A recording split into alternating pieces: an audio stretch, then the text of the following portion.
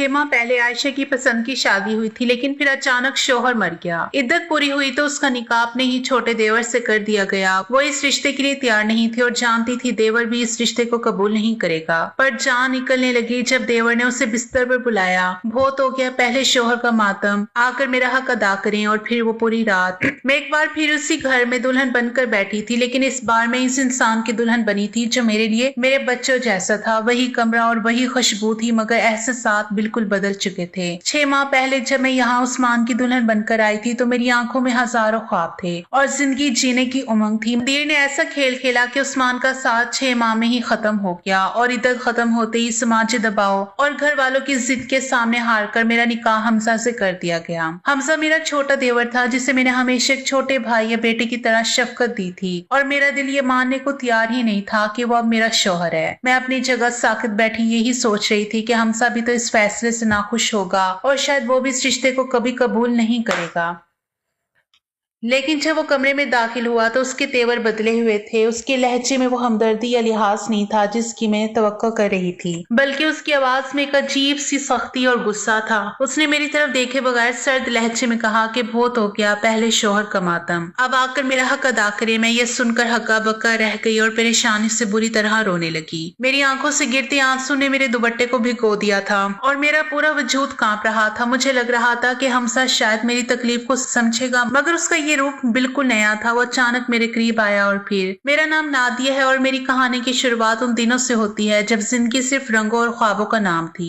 मैं और उस्मान कजन थे और हमारा बचपन एक ही बड़े से सहन में खेलते हुए गुजरा था। उस्मान मुझसे 2 साल बड़ा था, लेकिन उसकी शरारतें और मेरा साथ हमेशा एक दूसरे के लिए लाजिम था। हम दोनों के दरमियान बचपन से ही एक अनोखा रिश्ता था जो वक्त गुजरने के साथ साथ गहरी पसंदीदगी में बदलता चला गया। हमारी पसंदीदगी का ये सफर बहुत खामोश और खूबसूरत था। स्कूल से वापसी पर मेरा गली के मोड़ पर उसका इंतजार करना और उस्मान का दूर से ही मुझे देखकर मुस्कुरा देना मेरी पूरी कायनात हुआ करता था। वो अक्सर मेरे लिए छुपकर गुलाब के फूल और कभी मेरी पसंदीदा किताब के अंदर अपनी लिखी हुई छोटी सी तहरीर छोड़ देता जिसमें सिर्फ मेरा नाम लिखा होता था। उस्मान की आंखों में मेरे लिए जो सताइश थी वो मुझे दुनिया की सबसे खास लड़की होने का एहसास दिलाती थी। वो शामें कितनी यादगार थी जब हम छत पर एक दूसरे के सामने बैठकर घंटों मुस्तकबिल ख्वाब सजाते थे। उस्मान कहता था कि नादिया, तुम जब मेरा नाम का जोड़ा पहनोगी तो मैं तुम्हें दुनिया की तमाम खुशियां ला कर दूंगा। हम दोनों की दुनिया एक दूसरे के गिर्द घूमती थी और कभी कभी ऐसा लगता था कि जैसे हम एक ही सांस ले रहे हों। एक दिन अचानक उस्मान ने अपना हाथ मेरी तरफ बढ़ाया और धीरे से कहा कि नादिया, मैं तुम्हारे बगैर जीने का तस्वुर भी नहीं कर सकता। उस दिन मुझे एहसास हुआ कि ये सिर्फ बचपन की पसंद नहीं बल्कि एक ऐसा बंधन है जो कभी नहीं टूट सकता।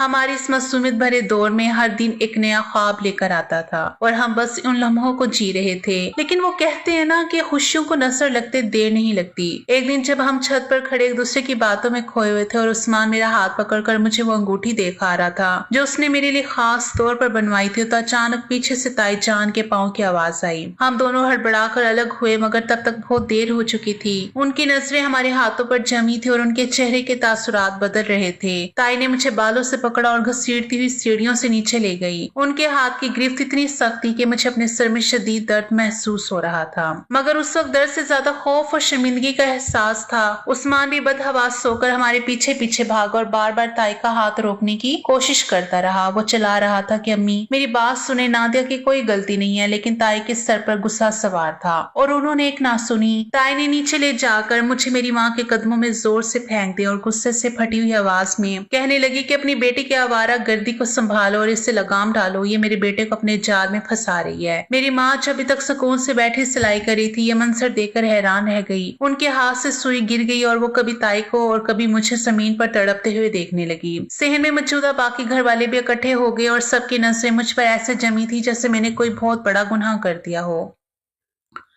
मेरी माँ की आंखों में आंसू आ गए और उन्होंने लरसती आवाज में पूछा कि आप ये क्या कह रही हैं, नादिया तो ऐसी नहीं है। मगर ताई ने उस्मान की लाई हुई वो अंगूठी सबके सामने लहरा दी जो उसने अभी चंद लम्हे पहले मेरे हाथ में थमाई थी। इस अंगूठी को देखकर जैसे पूरे घर में एक सन्नाटा छा गया और मेरी माँ का सर शर्म से झुक गया। उस्मान वहीं खड़ा सबके सामने बोलने लगा कि अब्बा जी, मैं नादिया को पसंद करता हूँ और हम शादी करना चाहते हैं। उसने बड़ी हिम्मत से सबका सामना किया, मगर उसके वालिद यानी मेरे ताया ने आगे बढ़कर उसके मुंह पर एक जोरदार थप्पड़ दे मारा और कहा कि आज के बाद इस लड़की का नाम भी लिया तो मुझसे बुरा कोई नहीं होगा। मैं जमीन पर बैठी अपने माँ के पैरों को पकड़े रो रही थी और उस्मान की बेबसी देखकर मेरा दिल फट रहा था। घर की शोर व गुल में मुझे सिर्फ अपनी सिसकियां सुनाई दे रही थी और वो ख्वाब टूटते हुए महसूस हो रहे थे जो हमने अभी कुछ देर पहले छत पर खड़े होकर बनाए थे। ताई की कड़वी बातें और घर वालों की हकारत भरी नजरें मुझे जीते जी मार रही थी। ताई की तीखी बातें जहर भरे तीरों की तरह मेरे दिल में प्रविष्ट हो रहे थे। मेरे वालिद के इंतकाल के बाद ताई अब्बा ने ही हमें अपने घर में पनाह दी थी और हम माँ बेटी बरसों से उनके टुकड़ों पर पल रहे थे।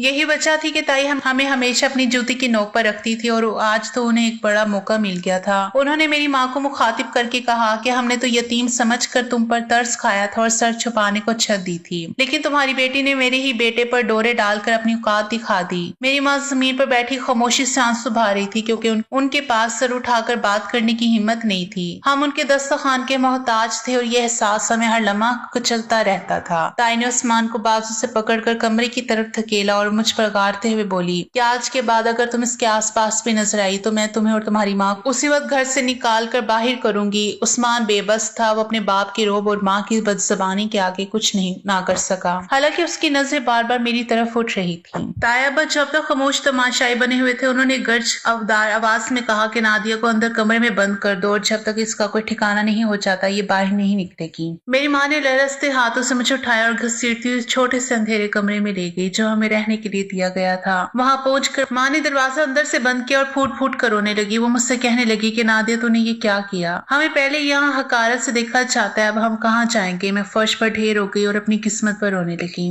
मुझे आसमान से मोहब्बत थी और ये कोई गुनाह नहीं था, लेकिन मेरी गरीबी और यतीमी ने उसे एक जुर्म बना दिया था। ताई बाहर से अब भी ऊंची आवाज में हमारी गुर्बत का मजाक उड़ा रही थी और बार बार ये कह रही थी कि एक पाई की औकात नहीं और ख्वाब शहजादों वाले देखती है। मुझे अपनी बेबसी पर इतना गुस्सा आ रहा था कि जी चाह रहा था अपनी जान दे दूं, मगर माँ का चेहरा देखकर हिम्मत हार जाती थी। कई दिन गुजर गए, मुझे उस कमरे में कैद कर दिया गया था। न रोशनी थी और ना सुकून, बस दीवारों से आती उस्मान की आवाजें सुनती थी। जब अपने माँ बाप से मेरे लिए लड़ रहा था वो चीख चीख कर कहता था कि नादिया मेरी पसंद है और मैं उसे शादी करूंगा, लेकिन ताई का जवाब हमेशा एक ही होता था कि वो एक नुकरानी की बेटी है और इस घर की बहू कभी नहीं बन सकती। उनकी नफरत इतनी गहरी थी कि वो ये भूल गई कि मैं भी उसी घर का खून थी। फिर एक दिन ताई अचानक हमारे कमरे में आई। उनके चेहरे पर एक अजीब सी फातियाना मुस्कुराहट थी, लेकिन उनके अंदाज में जैसे अंगारे भरे हुए थे। उन्होंने दरवाजा जोर से खोला और अम्मा की तरफ आवाज देकर कहने लगी कि लो भाई खुश हो जाओ, अपनी बेटी की तैयारी कर दो, आज शाम इसे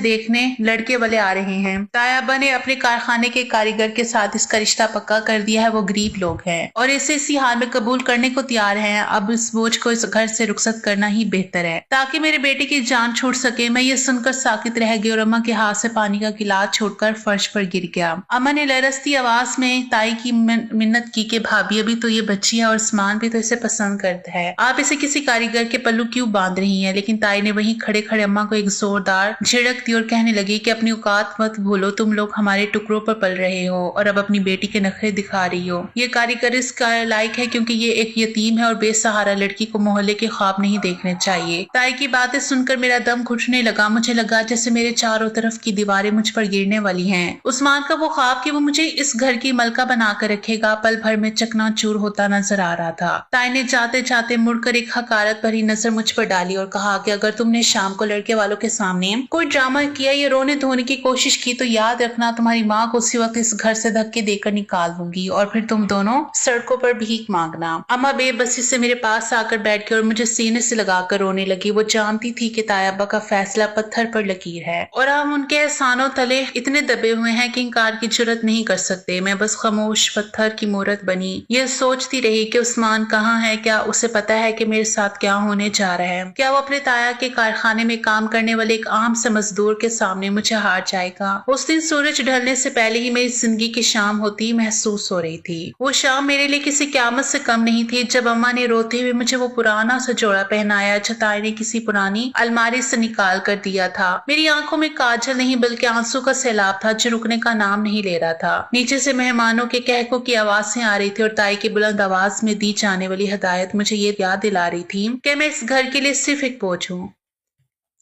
जिसे अब किसी भी तरह उतारना जरूरी है। शाम के साए गहरे होते ही मुझे जबरदस्ती तैयार करके नीचे सहन में लाया गया। जहां वो लोग बैठे थे उनका हुलिया देखकर ही मेरा जी मतलाने लगा। वो कारीगर उसके साथ आई, उसकी माँ और बहनें इतने अजीब लग रहे थे कि बयान से बाहर था। उनके मैले कुचेले और भड़कीले कपड़े, उनके चेहरों की बदतमीज चमक और जोर जोर से हंसने का अंदाज बता रहा था कि वो किस कदर गैर मुहसिब लोग थे। वो शख्स जिसके साथ मेरा रिश्ता जोड़ा जा रहा था, उसकी आंखों में कैसी गलीज नजर थी जो मुझे जीते जी मार रही थी। वो बार बार अपने पान से रंगे हुए होंठों पर जबान फेरा था और मुझे सर से पांव तक ऐसे देख रहा था जैसे मैं कोई बिकने वाली शय हूँ। तारिक जान बहुत खुश इखलाके से उनकी आवभगत कर रही थी और बार बार मेरी तारीफों के पुल बांध रही थी। हालांकि उनके लहजे में अब भी मेरे लिए वही हकारत थी जो छुपाए नहीं छुप रही थी। लड़के की माँ ने अपने मैले दांत निकाल कर मुझे देखा और एकदम से मेरा हाथ पकड़ कर खींचा और अपनी उंगली से एक पुरानी सी और काली पड़ी हुई अंगूठी निकाल कर मेरे हाथों में ठोस दी। उन्होंने ताई से कहा कि हमें लड़की पसंद है, बस अब जल्द ही इसे ब्याह कर ले जाएंगे। वो अंगूठी मेरे हाथ पर किसी गर्म लोहे की तरह लग रही थी जिसने मेरी रूह तक को झलस दिया था,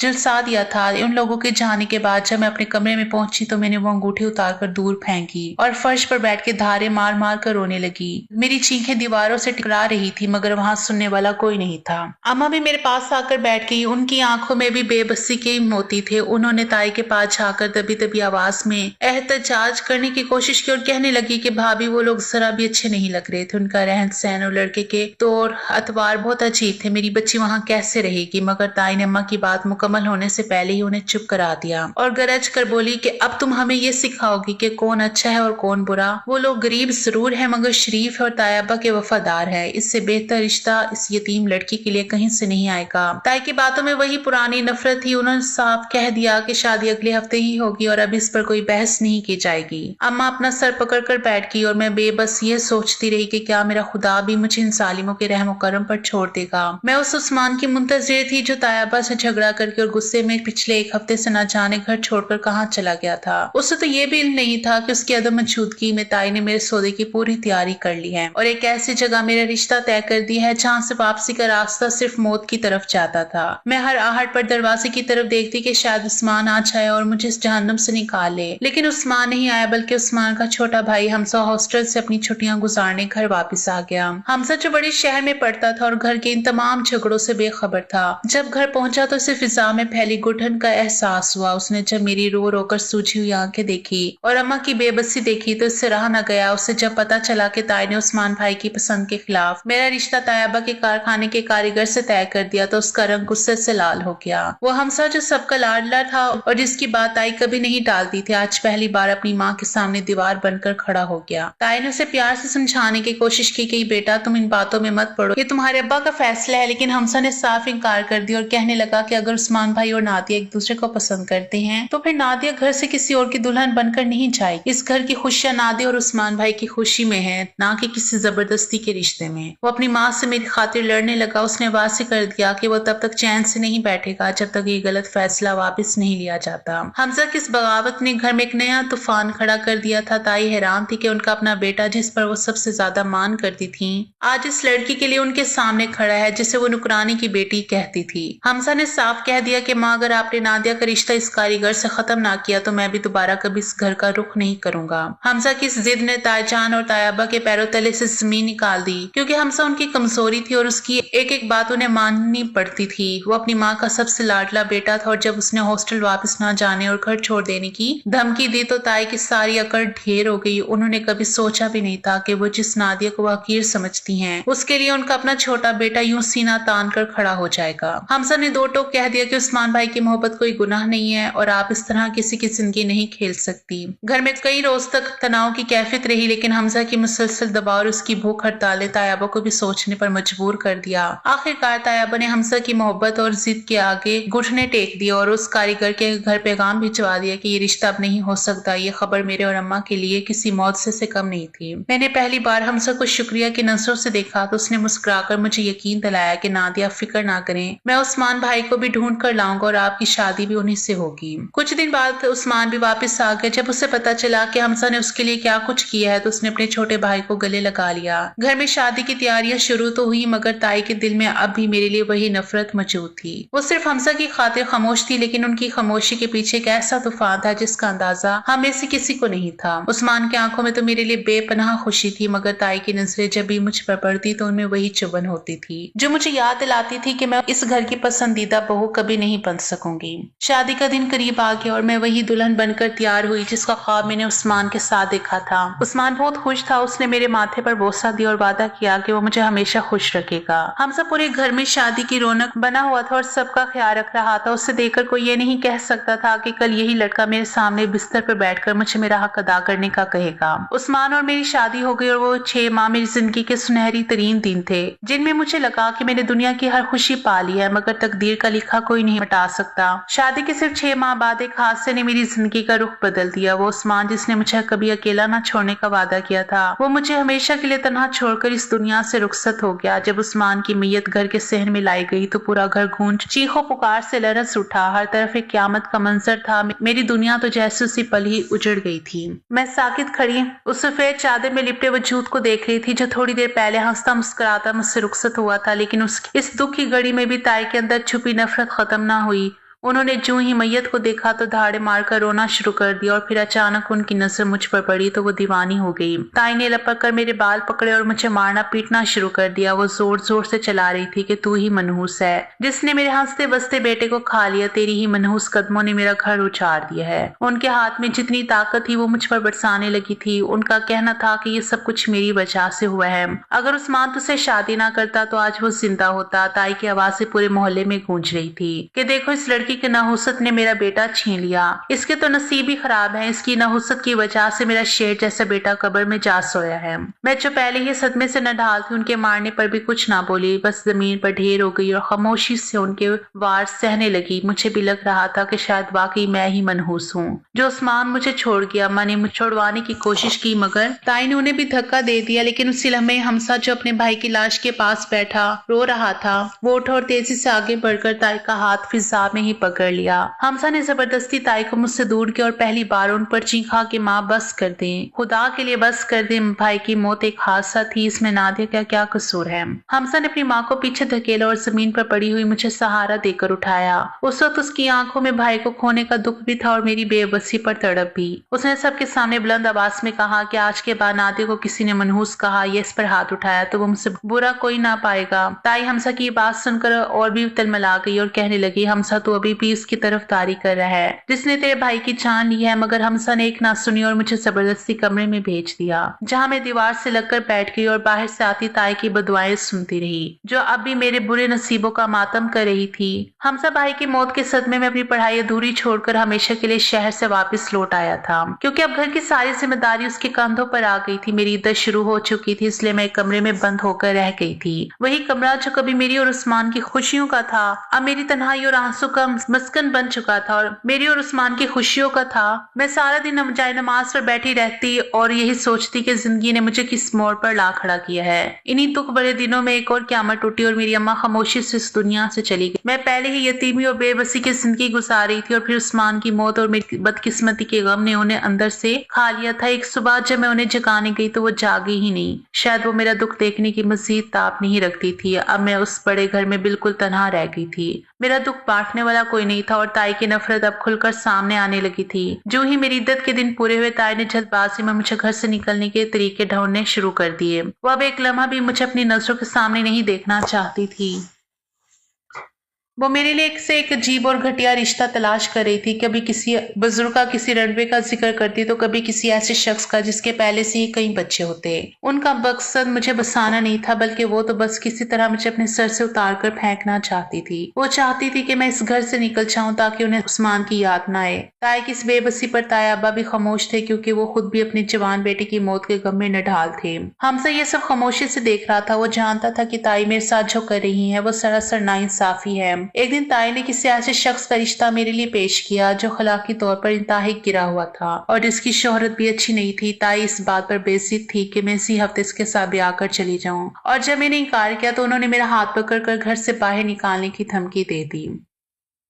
उस वक्त हमसा एक बार फिर बीच में आया, लेकिन इस बार उसके तेवर बदले हुए थे। उसने ताई से साफ कह दिया कि आप नादिया को इस तरह किसी भी अहरे गहरे के साथ नहीं भेज सकती। ताई ने तड़क कर सख्त लहजे में जवाब दिया कि तू क्या चाहता है, ये उम्र भर मेरे सीने पर मुंह डालती रही। अगर तुझे इतनी ही हमदर्दी है तो तू क्यों नहीं इससे निकाह कर लेता। ताई का ये जुमला एक तंज था, लेकिन हमसा ने इसे चैलेंज को कबूल कर लिया और उसी वक्त फैसला सुना दिया कि ठीक है, फिर नादिया की निकाह मेरे साथ होगा। ये सुनकर तो ताई भड़क उठी और कमरे में जैसे आग लग गई। वो चीख कर बोली कि क्या तेरी मत मारी गई जो अपने मरे हुए भाई की बेवा को ब्याह कर लाएगा। लेकिन हमसा भी अपनी जिद का पक्का था और वो ये ठान चुका था कि वो मुझे इन सालिमों के रहमो करम पर नहीं छोड़ेगा। ना जाने उसने ताई और तायाबा को कैसे राजी किया, या फिर शायद कोई ऐसी बात कही या ब्लैकमेल किया जिसके आगे उन्हें खामोश होना पड़ा। ताई का चेहरा गुस्से से लाल पड़ रहा था, मगर हमसा के फैसले के सामने उनकी एक ना चली। हमसा ने वक्त आया कि बगैर उसी दिन काजी का इंतजाम किए और चंद गवाहों की मौजूदगी में मेरा निकाह पढ़वा दिया गया। मैं एक बार फिर दुल्हन बनकर उसी कमरे में बैठी थी, लेकिन इस बार ना दिल में कोई खुशी थी और ना आंखों में कोई सपना। मेरे लिए ये सब किसी डरावने ख्वाब जैसा था।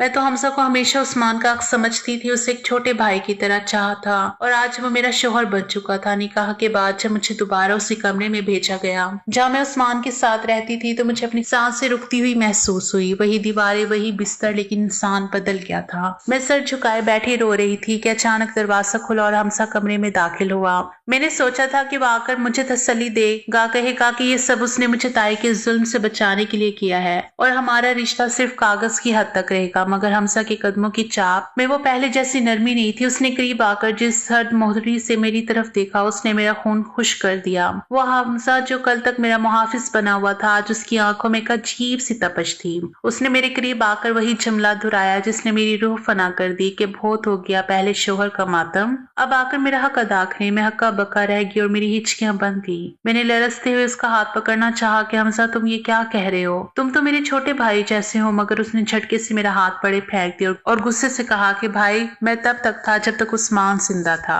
अब मैं तुम्हारा शोहर हूं और ये रिश्ता कोई खेल नहीं है। उसका लहजा इतना तल्ख था कि मुझे यकीन नहीं आ रहा था कि ये वही हमसा है जिसने मेरी खातिर अपनी माँ से जंग लड़ी थी। हमसा ने मुझे अपने करीब किया और वो सख्त जुमले कहे तो मैं हक्का बक्का रह गई और परेशानी से बुरी तरह रोने लगी। मुझे लगा कि शायद हमसा भी अब ताई की तरह मुझसे नफरत करने लगा है, लेकिन तभी वो अचानक मेरे मजीद करीब आया और उसने मेरे दोनों बाजू अपने मजबूत हाथों में थाम लिए। उसने मेरी आंखों में देखते हुए ना संजीदगी से कहा कि नादिया, आपने बहुत आंसू बहा लिए हैं और आपको बहुत तकलीफ मिल चुकी है। मैं आपको खुशियां देना चाहता हूँ और उसके लिए आपको अपने आप को राजी करना होगा। अगर आप खुशी से मेरे करीब नहीं हुई तो मुझे आपके साथ जबरदस्ती करनी होगी, लेकिन आपको मेरा हक अदा करना होगा ताकि आप मासी का हर गम भूल सकें और एक नई जिंदगी की तरफ कदम बढ़ा सकें। हमसा किस बात में छुपी तड़प और मोहब्बत को मैंने पहली बार महसूस किया। उसने मुझे जबरदस्ती गम के अंधेरे से निकालने का फैसला कर लिया था। वो रात हमारी जिंदगी का एक नया मोड़ साबित हुई। हमसा ने अपनी बेपनाह मोहब्बत और तवज्जो से मेरे दिल के तमाम जख्मों पर मरहम रख दिया।